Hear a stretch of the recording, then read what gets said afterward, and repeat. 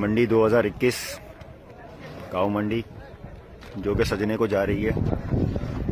कराची काऊ मंडी में पहला ट्रक आ गया है। यहाँ पे रश चेक देखें आप, कितने सारे लोग हमारे यहाँ पे मौजूद हैं।